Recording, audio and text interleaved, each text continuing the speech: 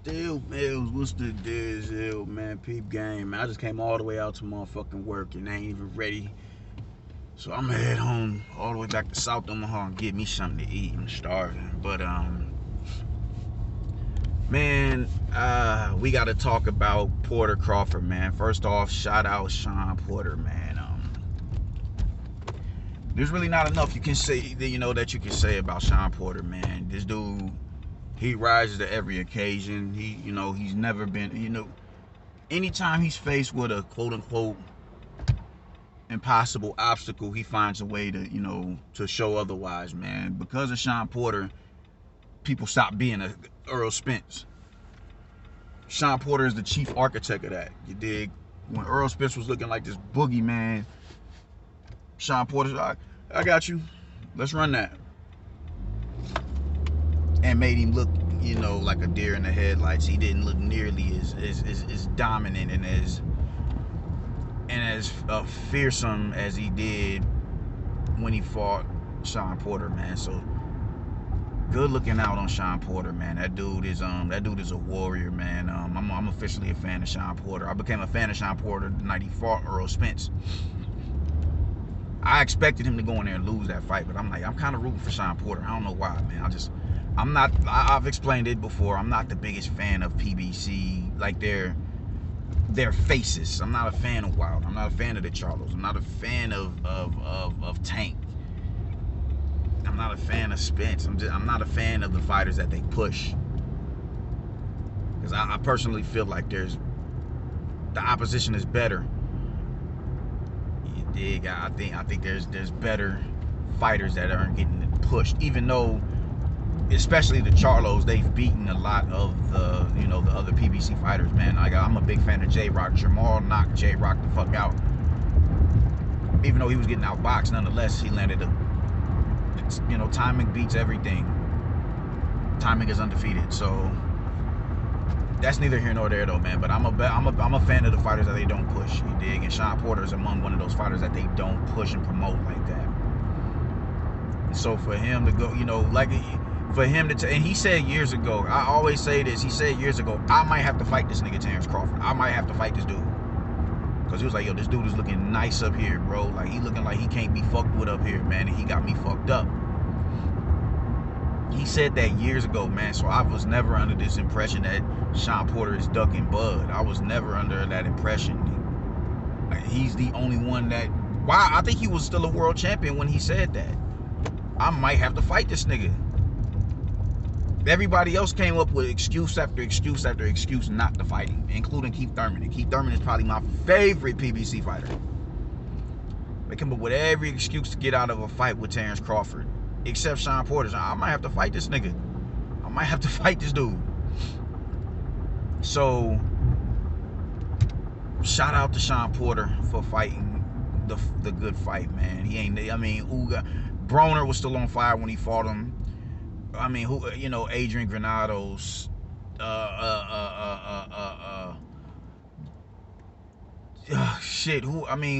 hasn't he fought? Who hasn't he fought? Dudes who were dangerous opponents for him. Keith Thurman, Yordenis Ugas, Earl Spence, Danny Garcia. Like, who else hasn't he fought? He's been in there literally with everybody. He's been in there with everybody. And I think what's going to be so dope about this fight is he knows this is possibly his last opportunity to get a belt. It's possibly his last opportunity to get a belt from somebody who's worth the risk.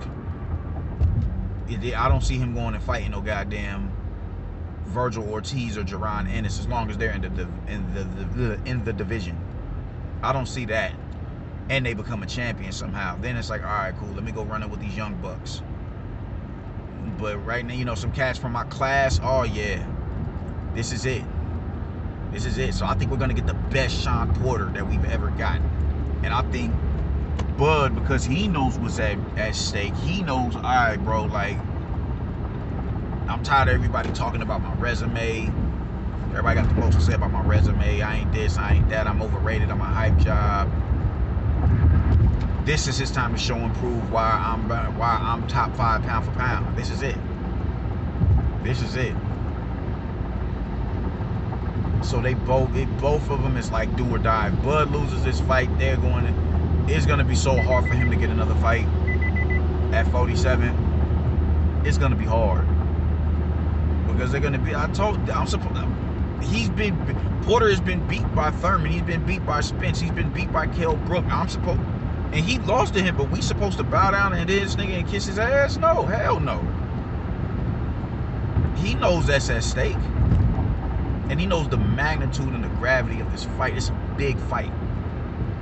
It's a big fight. This is the biggest fight of his career. He has not fought an opponent of this caliber, and he knows that. He knows what's at stake. So it's like, I'm about to be on demon time.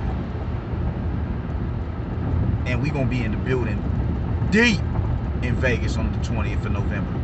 I would go, man, but fuck, I'm in California the next week for Thanksgiving. I'm not happy about that. But it is what it is. But yeah, he knows what's up, man. He knows what the deal is. He knows what the drill is.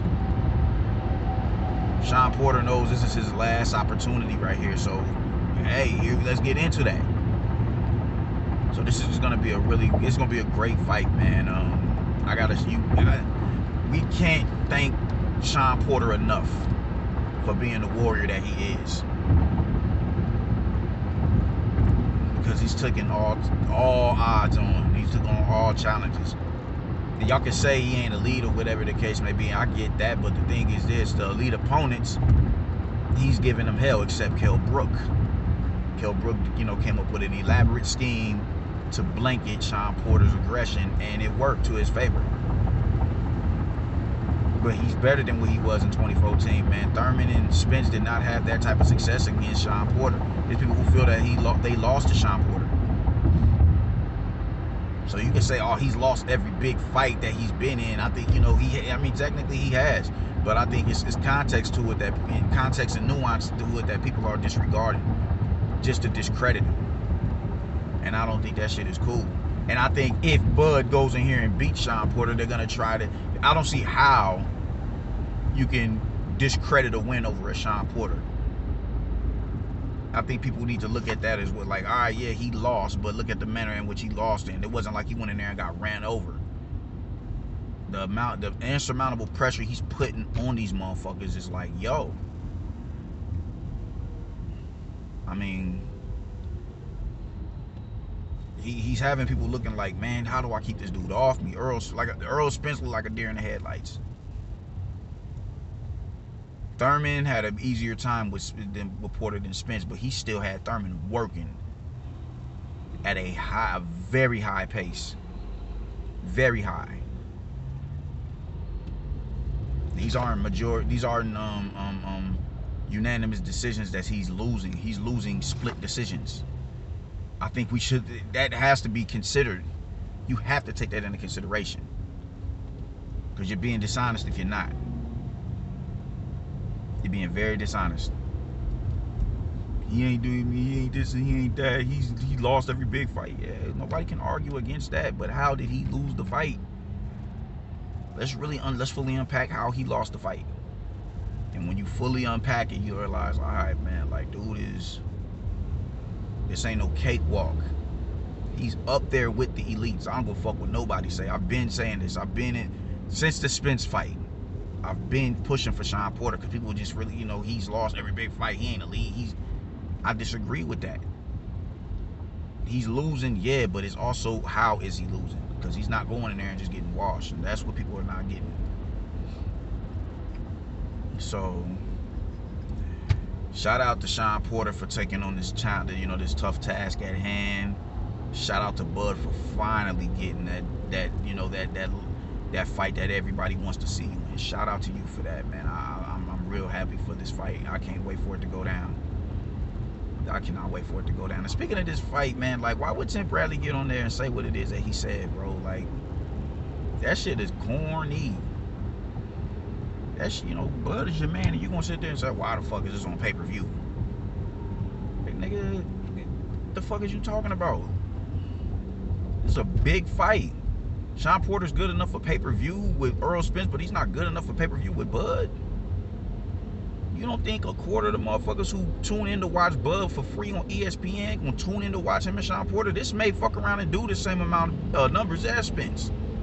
I think it most definitely has that potential. Now that he's on, he's had what 3-4 fights on ESPN free. All right, cool. Now let's put him back in front of. Let's put him in there with a proper dance partner who's maybe not as known, but because he's already a main evented a pay-per-view, that shit right there should sweeten the deal. We know Earl Spence. He's been in there with Spence. He's giving Spence his hardest fight. All right, bet. That right there is a selling point. And they should most definitely sell that. They should church that up. I beat Spence. I feel like I won that fight. They should church that up. They can sell that shit. Why are you up here talking about who nobody knows who the fuck they are, bro? Like, Bud has a lot of he has you to thank for that, for his success. He does, man. We fuck with you up here because of what you did for the champ. Why would you go on TV in an interview and say that, man? You need to go ahead and try and right that wrong. I ain't saying apologize, but you know, because people would just have, you know, they got a bug up their ass about saying, I'm sorry, my mistake, I fucked up, I apologize. I've done that often. My bad, I fucked up. I have no issues with apologizing, especially if I'm in the wrong. That shit doesn't hurt my integrity with saying I'm sorry. But most people do. So I think if you're not going to apologize, you should most definitely, if you haven't already done it, go on, you know, go on an Instagram live kind of expounding what it is that you meant in a less demonstrative way. Because what you say in a certain tone that you say it in, that's how it's going to come across. That's how people are going to perceive it. And that shit came off pretty fucking insidious, bro. Like, nobody knows then why. Like, that's not true. That's not true at all. That's not true at all, man. I'm saying, my nigga, like, you should most definitely go to make that right. That shit ain't what's up at all, bruh. Especially for somebody who's, you ain't birthed him, most definitely, but he has a lot to thank. He has you to thank for the success that he's had thus far in his career. You're a big reason why he is who he is. And for you to sit there and say that shit is kind of like, yo, man, that shit ain't cool. That shit ain't cool at all. I don't think you said that shit when he fought Postal on Amir Khan and Felix Diaz on pay-per-view. I don't think you were saying that shit. I don't think you said that. I think you was like, all right, cool, you know, and you're an analyst, so that's gonna put money in your pocket, you know, calling that fight on ESPN. You're gonna be at the commentary table talking about and breaking the fight down as it goes, more than likely. Why would you get on there and say that shit, man? That shit just ain't the move, man. Like, you should have known better than to say some bozo goofy shit like that, man. You ought to know. That wasn't the move, man. That wasn't the move at all, man. Shame on you for doing that shit. Shame on you for saying that shit, man. That ain't what's up. Bud is your man. You know, act accordingly. Act accordingly. Don't step on a nigga's toes, man, because you don't feel like nobody knows who they are. That's not the case. Motherfuckers know who Bud is. They know who he is. They know what it is. They know what it is, man. Because boxing is back in a space like ESPN, you know, it's easier for people to watch his fights, man. Like I said, there's people who aren't average. How many fights on Showtime and PBC broadcasts are averaging over 1 million? How many of them? I don't know how much Charlo and Castaño did. Juan Montiel and Big Charlo ain't do that.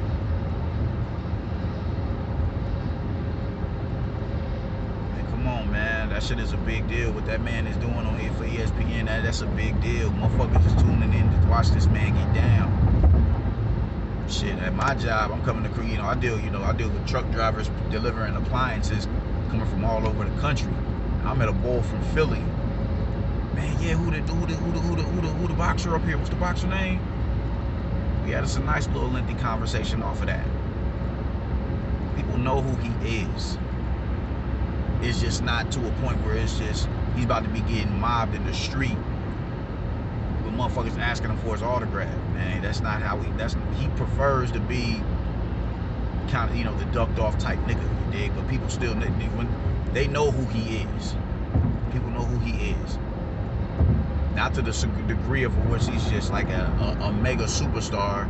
No, not that, and that's not what he wants. But people know who he is.